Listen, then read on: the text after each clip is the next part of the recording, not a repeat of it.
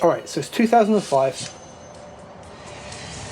and I've just made my first ever commercial bit of music, as in I got paid to produce something. I sampled bits of the Alice in Wonderland film, the Disney version, for an artist called White Rabbit. Awesome. I'm now officially a paid music producer. Side note, I'm completely gutted that all the old music and tracks aren't uploaded and channel U's not a thing anymore. Fast forward a little bit further, I'm interning at the radio station. I'm being taught how to work way more in audio, how to do mastering for broadcast, and just learning a whole heap of things. Come 2007, I'm working with a production company who effectively produce beats. You do the production work, the company takes it, they take things out, lease it, get royalties and all that jazz, do the copyright clearance for you, and they take a big cut, but you get paid consistently each time you make a sale. Happy days. I get to do the creative stuff, put the work out, and all the hard, boring stuff that, you know, DIY was taken care of. I'd sampled a track called Sympathy for Lady Vengeance, which was from, I think it's a Korean film, I forget now, from the same director as Old Boy, called Lady Vengeance. And that track was picked up by what, for me, would have been a major placement. And what happened was they took the track, they recorded to it and all of that fun stuff, and then they sort of said, well, what we actually want to do, we want to get the drums swapped out, and we want to put some other things on it. And when I provided tracks out, what I usually had to do is provide stems as well. So they had like my chops, the sample and everything that I'd used. What actually happened was it went back to the production company. They didn't tell me about this. They got someone else to do a new bass line and swap some drums out.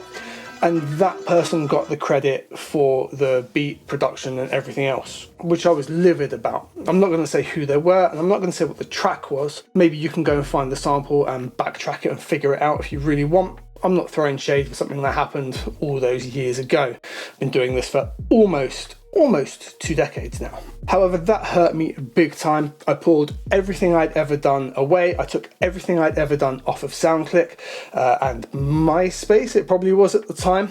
And at the time, SoundClick was like the place to upload, sell beats. It's where all of the stores existed.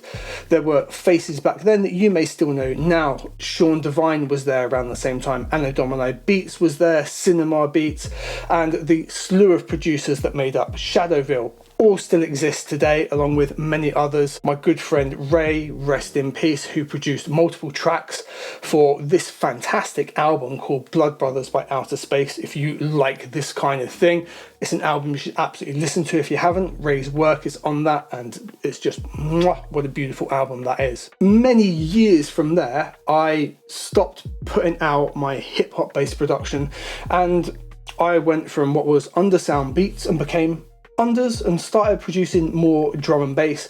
I got to do some shows, I got DJing, I ended up doing endless amounts of live production sets from there for years around Brighton, which was fantastic. All the while in the background, the love for the thing that I used to do still existed, and I still picked up vinyl from random stores. I still collected the odd sample here and there. A few of those things that I sort of collected, I decided at one point, well, I've got my own label, my own distribution. Why don't I come back as Warrior Sound Beats? And my label and company's been Warrior Sound since 2012, and you could do that as well. It's a yearly fee with DistroKid to upload as much music as you want. That way you can effectively get your beats onto all of those major streaming platforms, as well as anywhere else you want to put them, like YouTube. So you've got that instant discoverability option. It's also how the Warrior Sound Beats YouTube page, despite having like 100 subscribers right now, is a verified artist page, and you can see the previous beat tapes and releases on there. Super useful thing to have. So I came back out Warrior Sound Beats, and I was like, I'm just gonna collect the bits I've got together and pop out mixtapes here and there. And from that, I got a little bit more production work, and I produced the Trigger Rider EP.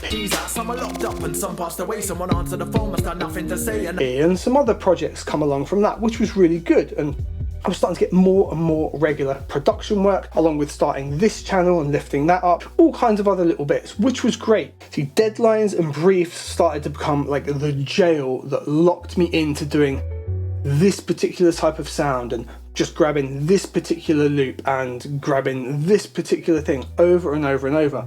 A deadline to finish something can be a really good pusher and motivator, but when you just start having to like template things together, the creative element of it is gone and the joy of it just dissipates completely. And that's what happened. I again pulled everything back, shut down Warrior Sound Beats, and you can see from the YouTube channel, I'll show you this here now because it's all hidden.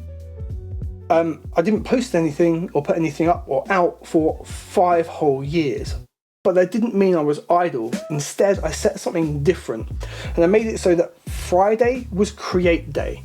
And every single Friday over those last 5 years, I have made a beat without any restrictions or ideas. I've listened to a sample, gone for the sample I like, or a drum loop, or any sound that set me off, and just created from there whatever's come out. Now, I generally make like gritty, hard boom bap beats, but I like to do chill out things as well.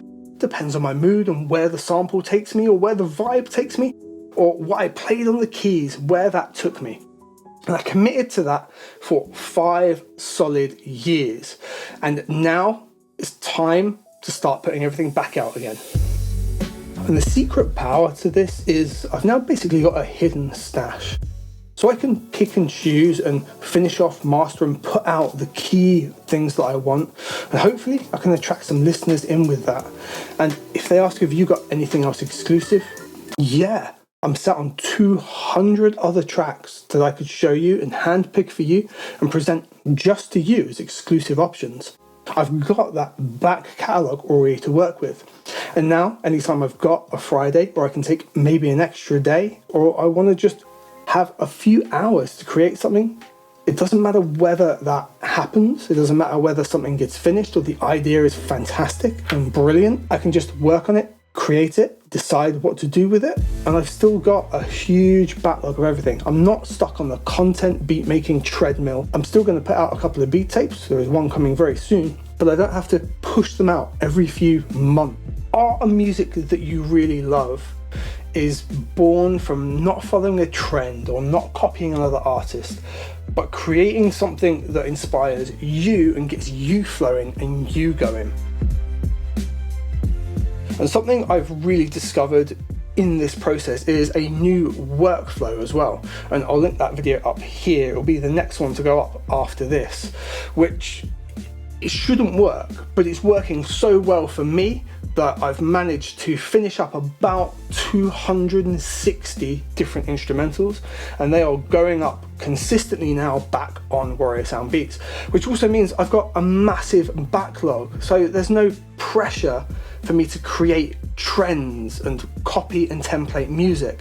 I can put these things out for years. If I wanted to do one a week, I've got a 5-year backlog. And that gives me a great sense of power, creativity, and freedom to work on other things as I want to, as and when. And here's the thing that I really learned from this process, that being creative and free and not having to even build a song structure out or a specific beat structure. I'm not going to make an intro, make sure there's a hook, and make sure it all wraps up within 3.5 minutes. I've got some crazy beat song structures coming out. Some are like 1 minute and 17 long. That's it. Some are like 4.5 going on 6 minute. Absolute anthems that get bigger and bigger and bigger, and there's more strings and more crescendos, and that's the way they ended up going. That's how they built up and vibed. And I've created way more individual and authentic stuff as I've done this. See, if you've made 5 or 6 beats and you want to start putting them out and uploading them, you've then always got this pressure to make something else, to be consistent, to get something else out there. And you start following the trends, and you'll listen to the latest album, gonna make that beat, gonna make that beat, gonna make that beat, gonna make that beat, and you've copied and pasted something else. There's none of you in that. There's lots of influence in there, and that can be fine for making specific type beats. I mean, type beats is how people are gonna find a lot of your things. But you don't want them to be clones. Know what I mean? So in conclusion, the reason I withdrew this aspect of my music creation for 5 whole years was to take the growth and aspirations respect for myself and pull myself away from being dependent on churning out the same thing over and over and over. And I would love to still work on some of those projects, but I need to better pick and choose them and not just be template throwing things together. I want to be creative and create the kind of things that I really love, which I've now got a treasure trove of collective resources to put out there and some things to sit on that I know are ready and there for the right projects already. I appreciate not everyone can do this, but if you are wanting to go and do this kind of production for the long run, why not take at the very least 6 months? Or when you've got like a week off of work, get 5 beats done. You're then sitting on potentially 5, 10 if you drop it every 2 weeks worth of projects, or you've got 5 things to sit on and shop out to people before you then start putting them out. Do that for the longest time that you possibly can, especially if it's not the main source of income. I had to just kind of like carve this away out of everything else and stick to a Friday that I don't really get paid for, or making it a half day or finishing other projects into that Friday sometimes to do it. But it's absolutely been worth it for my creativity and my journey, and getting back on my MPCs and doing the sampling thing that brought me into music in the first place. Thank you very much for listening to the story. I hope it's given you some inspiration and ideas, and if you've got any questions, throw it in the comments down below. But apart from, I'm not giving names to who screwed me over all the way back then. Take care.